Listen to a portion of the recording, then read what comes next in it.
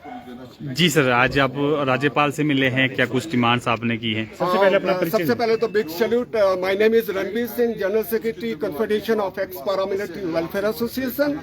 और आज जो है महामहिम गवर्नर साहब से मिले पैरामिलिट्री वेटरन्स, किस लिए कि भाई जो आए दिन शहीद हो रहे हैं तो उन शहीद परिवारों को कम से कम शहादत में भेदभाव ना हो।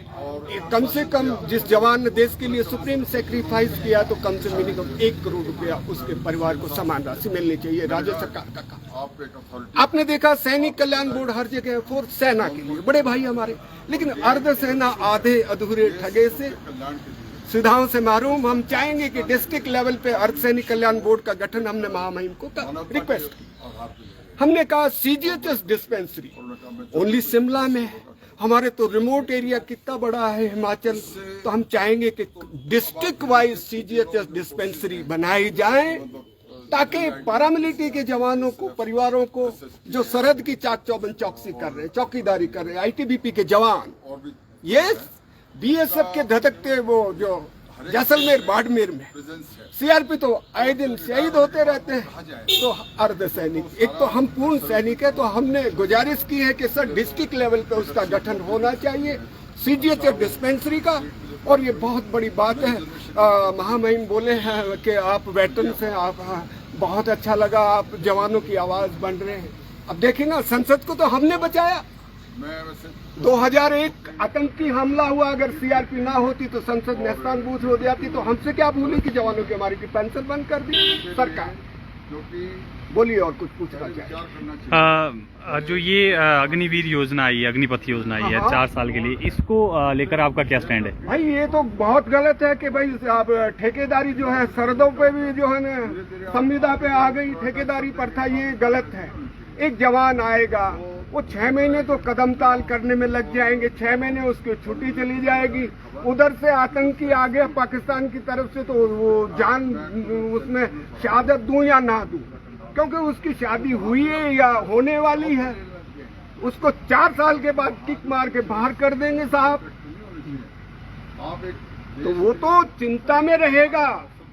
हम चाहेंगे कि केंद्रीय सुरक्षा बलों में ये चीजें सरहद पे ये नहीं होना चाहिए, परमानेंट होना चाहिए साहब। तो ये जो सेना के तीनों प्रमुख हैं वो तो कह रहे हैं कि योजना बहुत अच्छी है, सरकार के दबाव में बोल रहे हैं। सरकार के उसमें है, लेकिन मैं तो अर्धसैनिक हूँ, मैं सीआरपीएफ से रिटायर्ड हूँ, और हम नहीं चाहेंगे कि चाइना बॉर्डर पे 4 साल के बच्चे को वहाँ पे 4 साल के लिए लगा दे। परमानेंट होना चाहिए ताकि हमारी सरहदों के साथ खिलवाड़ नहीं होना चाहिए साहब, ये बात। Thank you so much.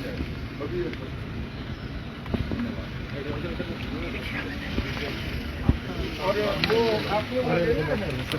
क्या है? हाँ सर, पहले तो नाम जानना चाहेंगे।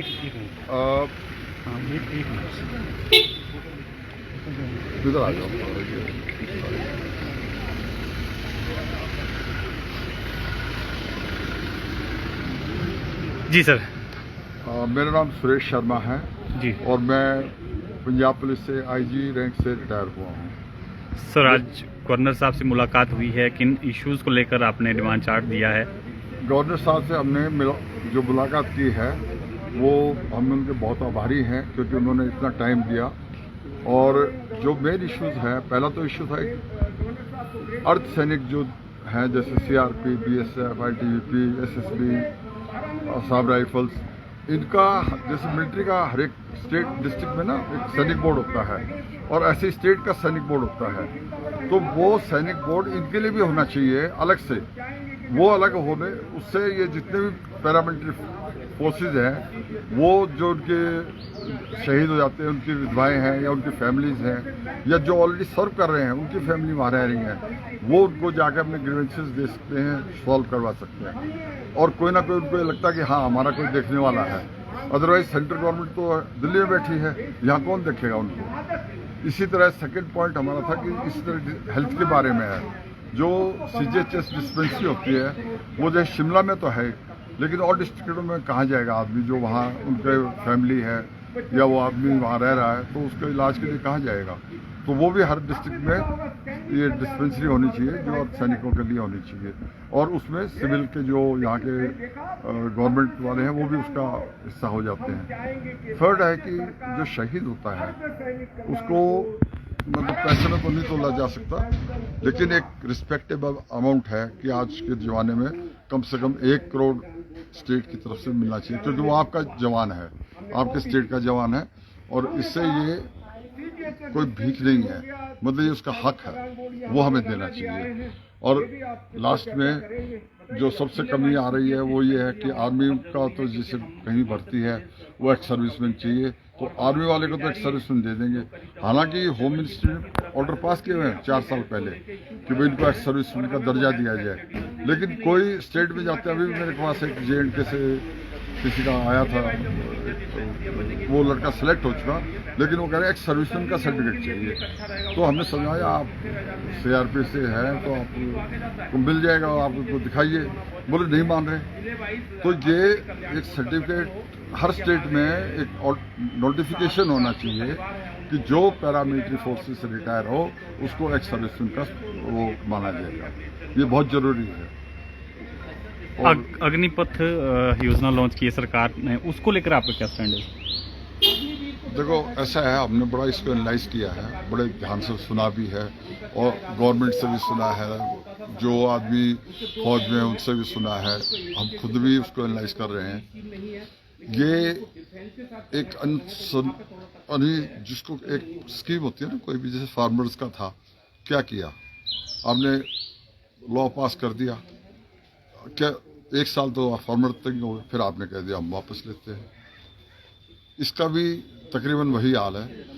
आप देश की जो सुरक्षा है भाई, आप उसको ये मत कंपेयर करो ना अमेरिका और यूरोप और उनसे, जहाँ आदमी जाते नहीं है, वहाँ तो ऑलरेडी जॉब्स हैं, मिलिट्री में कोई नहीं जाता।